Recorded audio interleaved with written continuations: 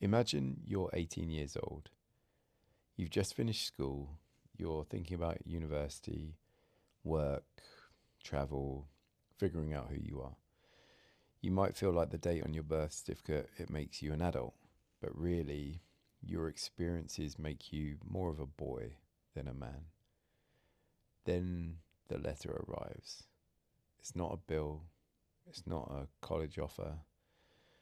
It's not a job offer. It's a government order that you are required to report for military service. And your life plans pause instantly. And whether you agree with it, whether the politics are at odds with your opinion, whether you're scared, your body, your time, and possibly your life are now partially owned by the state. Now imagine something else. Your sister is the same age, same education, same citizenship, but she doesn't get the letter, just you. And that raises questions that people have argued about for generations, but that suddenly becomes very real when conflict starts reappearing on the news again. Why? Why me? Why just men? Does equality actually mean we all eat from the same trough? Or do certain groups get to pick and choose from the deli counter?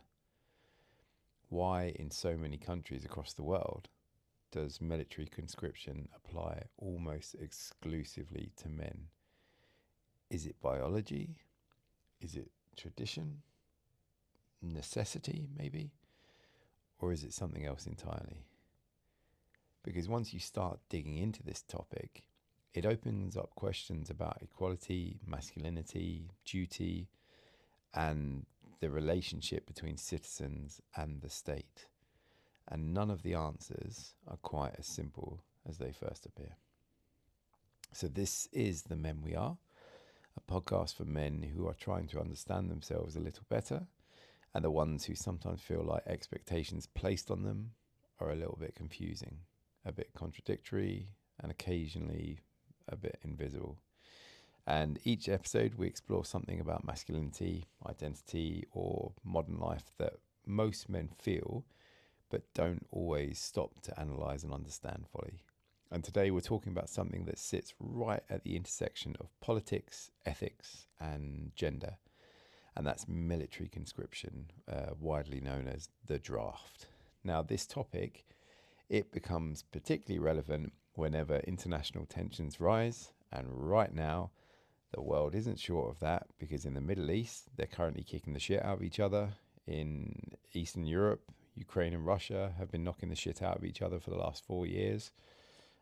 There's been conflict in Pakistan, same thing. But certainly what's going on in the Middle East with Iran and Israel, America, that seems to be the most poignant.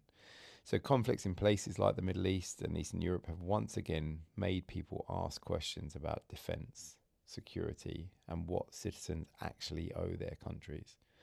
But underneath all of that is a quieter question that doesn't always get discussed openly. Why is it that men are still overwhelmingly the ones expected to fight? And if we live in societies that claim to value equality, should that still be the case? Now, before we get too deep into this, it's worth saying something very important. This episode isn't about promoting war or the basis for it. And if you want a philosophical approach, the Prussian military theorist Karl von Clausewitz once said, "Der Krieg ist eine bloße Fortsetzung der Politik mit anderen Mitteln," which loosely translates to, war is merely the continuation of politics by other means. What he was really saying is, when discussions and arguments break down or fail to make any further progress, people are going to start swinging sticks at each other. And this episode is also not about criticizing soldiers. I have many friends in various branches of the military, all of which joined voluntarily. They weren't drafted, they chose to sign up. They are all really fine servicemen and women. some of which have really strong views on the draft, but I'll get into that later. So, if anything, this episode is about asking a philosophical question. What does society expect from men? And why is it only men that potentially make the ultimate sacrifice? So, what conscription actually is, it's existed for thousands of years. You know, for as long as countries have been going into wars against each other and battles, conscription has existed. So, ancient societies often expected men to defend their communities when necessary. Like, we look back to ancient Sparta, men of fighting age were soldiers without discussion. All men, it wasn't just some. Every man that grew to fighting age was a soldier. In medieval Europe, like the feudal systems required men to fight for the lords that owned the land that the people lived on. But the modern draft, it really took shape during the rise of like the nation states. And one of the most influential examples came during the French Revolution, when the government introduced what was called like levée en masse, essentially mass mobilization of the population in order to defend. I was going to say defend the realm, but we know it wasn't a realm because, you know, it wasn't under the auspice of a king. It was for national defense. So suddenly war wasn't just the business of professional soldiers. It became something that ordinary citizens could be required to participate in. And almost universally, those citizens were men. And over time, conscription and the idea of conscription spread across many countries. And even nations that now have professional volunteer militaries, you know, people actually join and sign up. They often maintain like laws about the draft. They keep those laws on the books, as it were, as a contingency for major emergency. Like an example is in the United States, men are still required to register with the selective service system. Countries like South Korea, Israel, Finland, they maintain active conscription systems. Germany, when kids are like 18, 19, they have to spend some time in the military. It doesn't mean they go out and they start shooting guns at each other. They may just be working as a mechanic on trucks. They may be just working on a base. And then you have situations like the war in Ukraine, where governments actually restricted military age men from leaving the country so that they could be called upon if needed. Like if you look back 4 years ago to the start of that conflict, you had women and children being loaded onto buses, crying, and the men being forced off the buses, being left behind. And it's like, you are staying to fight. So the expectation remains very real, but why is it men specifically? And one of the easiest and most common explanations is biology. So historically, men have been considered more physically suited to combat. On average, you know, men tend to have greater upper body strength, higher levels of testosterone, which can make us a bit more aggressive, and we can perform a bit better. All things that in the heat of a moment during a combat situation can be really vital. And these differences were particularly relevant in the early eras of war, when, you know, combat actually involved intense physical fighting. Very different to the theatre of combat that we see, or theatre of engagement that we see now. But biology, it can't be the whole story, because modern warfare increasingly relies on technology, logistics, like intelligence, coordination, things that have absolutely nothing to do with physical prowess. The war, we especially are seeing this in Iran with drones doing so much of the damage. We're not even talking about manned aircraft anymore. Cyber operations, surveillance systems, precision weapons. The battlefield is no longer about brute strength. So military historian Joshua Goldstein, he explored this question in his book War and Gender, and he argued that while biological difference do exist, the reason war has historically been dominated by men is not purely physical. Instead, it's heavily shaped by cultural expectations about gender roles. And he wrote, and to quote, biology explains some of the gendering of war, but culture amplifies and institutionalizes it. So, in other words, the expectation that men fight is partly natural, but largely social. And once that expectation becomes embedded in culture, it can persist for years, generations, centuries even. Now, the debate becomes particularly interesting in that many modern societies we talk about value gender equality, or claim to at least, equal rights, equal opportunities. But conscription is introducing a strange imbalance, because if the state can compel citizens to risk their lives, which is in effect what's going to happen if you set foot on a battlefield, should that obligation not apply unilaterally? And some people would argue yes. If men and women are equal under the law in peacetime, then the responsibilities of citizenship should also be equal. But others argue that equality doesn't necessarily mean identical roles. And this is a kind of clever nuance to the argument. They point out that biological realities still matter in military contexts. And we have spoken about that already, but these are just the arguments people counter with. And there's also a moral question hiding in the background. Should the state have any power to force anyone to go to fight? The sociologist Michael Kimmel, he's written about extensively about masculinity and civic duty.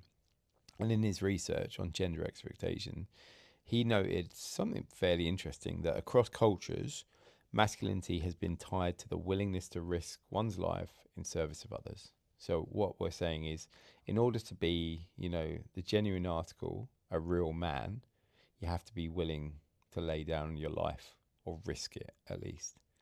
And that idea runs very deep, because the expectation is that men protect, men defend, men sacrifice. And for centuries, that expectation has been woven into national identities. I definitely considered my place in the world when the conflict broke out in Ukraine 4 years ago, with women and children boarding the buses and the trains out of the country whilst the men were forcibly prevented from leaving. They had to stay and fight. They didn't have a choice. And they had absolutely no say in the matter. No matter what their political slant was, the decision was made for them. And that conflict has gone on for years. Like, you see these guys, they're military running short on supplies. They're cold, they're malnourished. Some are so young, totally missed out on a chunk of their life. It just brought it home to me what the draft actually means, what forced conscription actually means. And another layer of this discussion is how societies actually define masculinity, if being masculine involves doing this role of being conscripted. So from a young age, boys are often subtly taught that strength and bravery, protection, they're part of what it means to be a man. And for the sake of simplicity for today's topic, we're not going to challenge that, or the idea that the definition is perhaps wrong. But through stories, films, cultural narratives, the man is the hero. He's the soldier. He's the protector.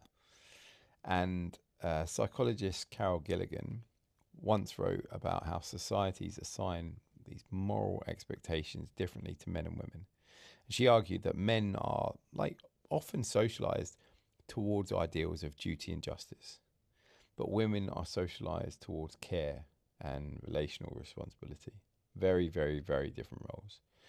And they're not absolute rules, but they are cultural patterns. And when war happens, these patterns become very, very visible. So society often frames male sacrifice as noble, almost that it's expected, which raises a really uncomfortable question in that, do we as a society value men partly because they're seen as expendable? And I know that's a difficult one, but it's like buying a diamond tipped drill bit. It's so very expensive, but the job requires it. And you know when the job is done, there's a good chance it will be good for the bin, or at least it will never be 100% again. But you know the value of that thing in getting the job done. So it's not a question many people like asking, but some sociologists have pointed out that throughout history, societies have been more willing to risk male lives in these dangerous roles. Not just in the military, in fact. Like, yeah, war is an obvious one, but dangerous labour, frontier exploration, high-risk industries.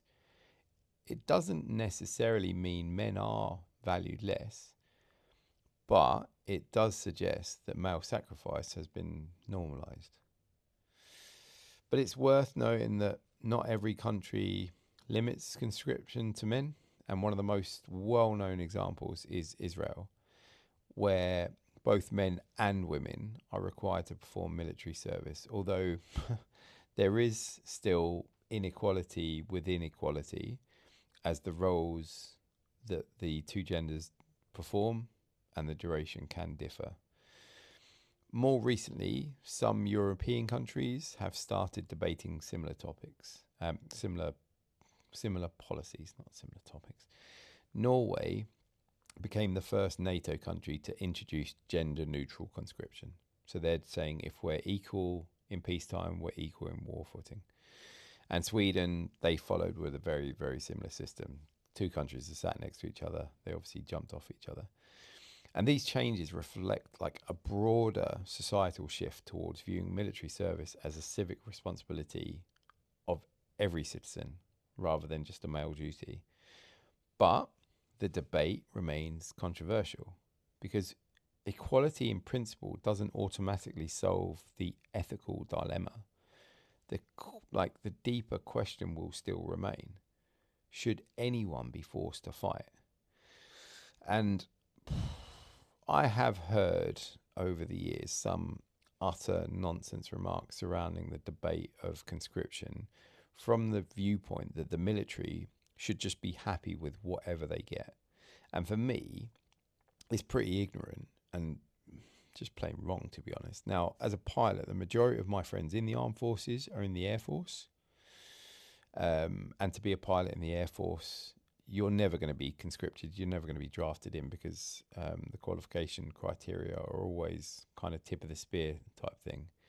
But I do have friends in both the Royal Navy and the British Army as well. And I've spoken to them over the years about the draft. And to a man, all of them are anti-conscription. Now, one of them, he's an officer in the Royal Marines. And I use this as an example because I know there is a bit of confusion that Americans have the US Marine Corps, and then in Britain they have the Royal Marine Commandos. And there seems to be this idea that they're the same because they're both called Marine, but they really are the same only by name. Like the Royal Marines in the UK, they have the longest basic training of all the armed services in the world.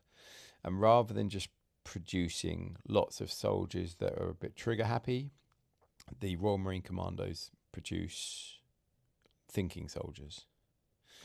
So the guys that join and pursue the coveted Green Beret, they very much want to be there. And even then, the guys that want to be there don't make it all the way through training. So citizens that are going to be compelled to be there by the state, they probably won't make it through training. And therefore, if that's happening regularly, conscription is a waste of training capacity. And in other branches, a friend of mine, he's a troop commander in the British Army, and they push this ethic of reliability, trust, effort. And that's not to say you won't get that from someone who has been drafted, but the mindset of those who choose to be there and are forced to be there are going to be totally different. One volunteered and one was forced. And if in the heat of battle, you have that niggling feeling in the back of your mind that the guy next to you doesn't want to be there, you won't believe in him, you won't trust him, and you're in battle from a point of weakness. And that seems to be the big argument all of these guys have for not allowing conscription. So at the heart of the debate is a philosophical issue. What does a citizen actually owe their country? Some political philosophers argue that defending a nation is part of the social contract. Like, you benefit from the security of the state. Therefore, in some extreme circumstances, the state can call upon you to defend that same security. Others argue that forcing someone to fight is going to violate their individual liberty. What if you totally disagree with the political stance of like the ruling party? I mean, look at America, for instance, where they have a very, very polarized political system at two very opposing ends of the spectrum. If there was a middle ground, you may be more accepting of being forced to fight. But when individuals like fervently disagree with the policies that they see, like that they're seeing day to day at home, the same political leaders that then decide to start and send people to war, they're starting from a position of already lacking support for that decision. So the moment the state compels you to risk your life, the relationship between citizen and government, it becomes very different. And whether you support that government or not, the relationship will be strained and under massive scrutiny.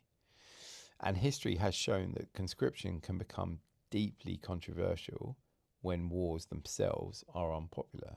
Like the Vietnam War is a famous example. There were mass protests, partly because young men were being forced into a conflict that many at home believed was totally unjust.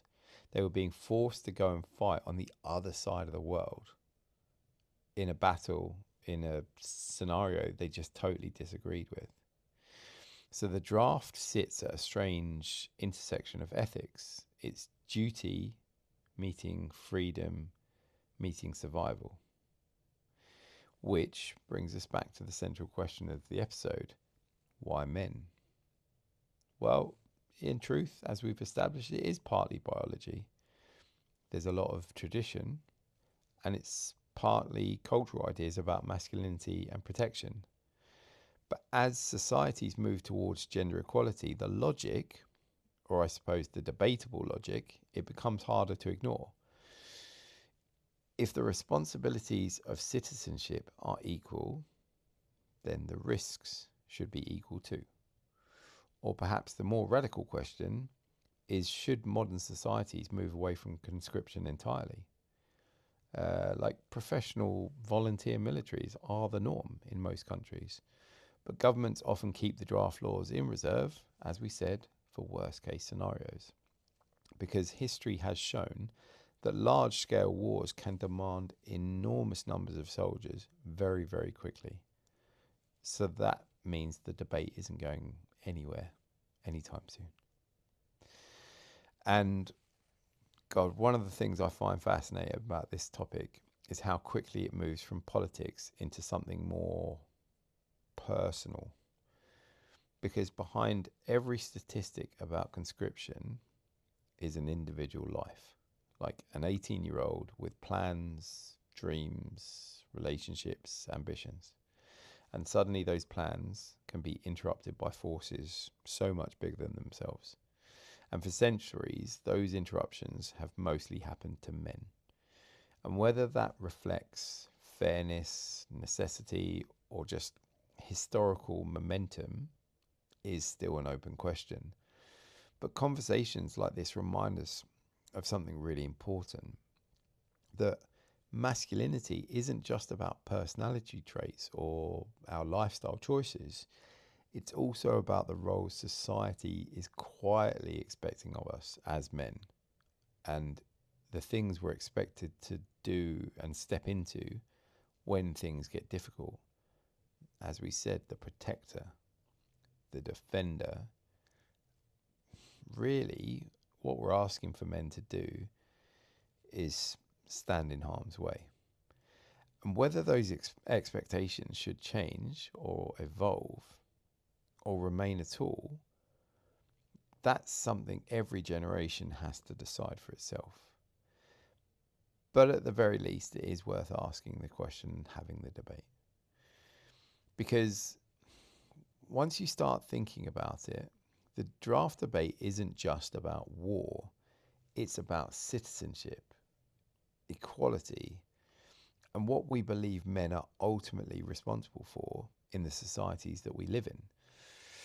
And maybe that leads us to the real question.